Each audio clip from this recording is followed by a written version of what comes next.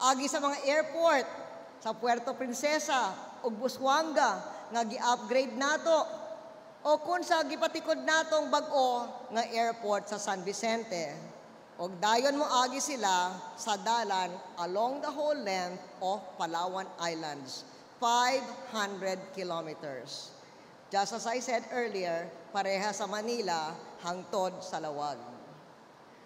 So, now, 500 kilometers, makabiyahe na kamo sa tibuok Palawan sa atong administrasyon. Karon sa pikas diri, ang Cebu naman, ang number 1 nga paboritong duwawon sa mga foreign tourists. Tungod kay world class ang iyang airport, og doon lang ang mga baybayon sa airport. Ang ilang mga resorts, world class sab. Og labi na kadtong sa naa sa Mactan Island. Og naay dagko nga convention center. Kaniadto, dunay mga dili maayo nga dalan sa Cebu. Gipaayo sad nato kini. Labi na giuna nato ang dalan paingon sa South Cebu hangtod sa Sander kay daghang kaayo ang mga tourist attractions didto. Og sa north hangtod Daan Bantayan, kundiin daghan sab ang mga tourist attractions kauban na diri ang mga treasure sharks sa Malapascua. Kato mga treasure sharks rare kaayo. Maybe as rare as your tarsiers. Kay ang treasure sharks, their tail is as long as the body. And the only place where you can find them is in the Philippines. Kay sa mga laing mga nasod, they're too far deep below. But here in the Philippines, every morning, they go up to have themselves cleaned. And that's where you can catch them. Sa una, 4 nga oras, gikan sa Cebu City aron makaadto sa Malapascua. Karon gito nga na ang biyahe tungod sa mga kalsada nagihimo nato. Og tingali, nahibaw, wako hibaw kung gibati ninyo ang problema diri sa Bohol. Kay sa Visayas, ingon nila naay problema sa kuryente. Wako hibaw ko hangtod sa Bohol na busad gabisita ko karon. Apan, whether naa ka mo og problema sa mga rotating brownouts karon o wala, ang atong mensahe sa tibuok Visayas, sa March 5, mo inaugurate kita sa usa ka dako nga power project sa Cebu, which is part of an investment in Cebu and Iloilo of $1 billion. And this first investment of 250 megawatts will now solve the power problem in the Visayas, starting on March 5. So, nistorya na kamo alang sa Boracay, Palawan, Cebu. Sa una, ang gitawag nila sa tourism diri, Cebu Bohol Tourism. Apan karon ang Bohol, nahimo nagpaboritong duwaon sa mga turista nga lahi para sa Cebu. Sukad, una, napil din nato dito ang mga komunistang terorista ni adtong 2005. Congratulations sa atong mga opisyal. Ug ikaduha nga rason, gihuman na nato ang Bohol Circumferential Road.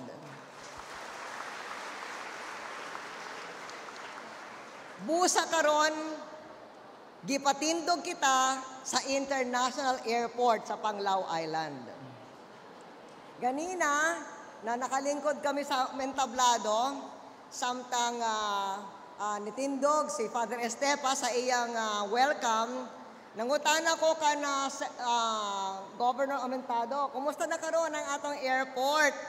Ingon niya nga nahuwa na ang bidding, naanay ni daog, hindi hibaw kon kinsa, batuan na kita sa post-qualification procedures. So kung kinsa man ang daog sa bidding, kung wala siya mga disqualification, mahatag na ang kontrata, tingali bag-o sa March 26. So mahuma na, masugod na, tingali, na dili tingali, nakita dako nga paglaom masugdan na ang construction sa Panglao Airport aron kamo sab naa na kamo ang inyong kaugaliong international airport o daghan pa amo adto mga turista diri sa Bohol.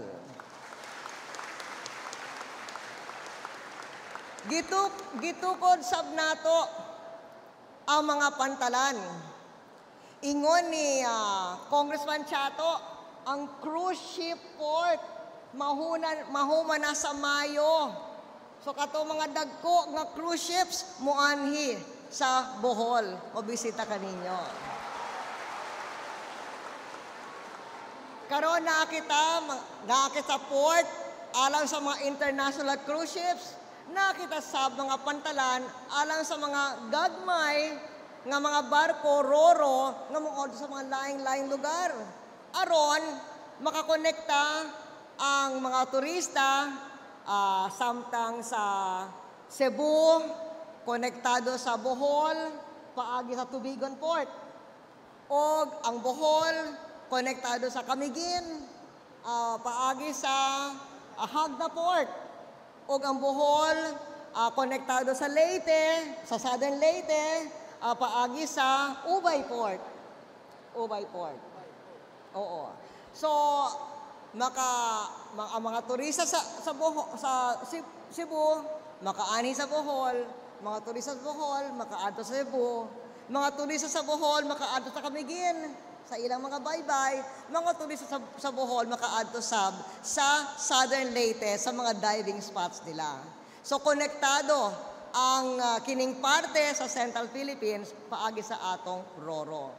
Mao nga ang Bohol labi na sa mahuman ang international airport mahimong usa ka anchor or hub asa diin makadto ang mga turista sa laing lugar, laing isla nga silingan sa Bohol. So, importante kining mga progreso, labi na ang inyong eskwela nga kurso sa turismo.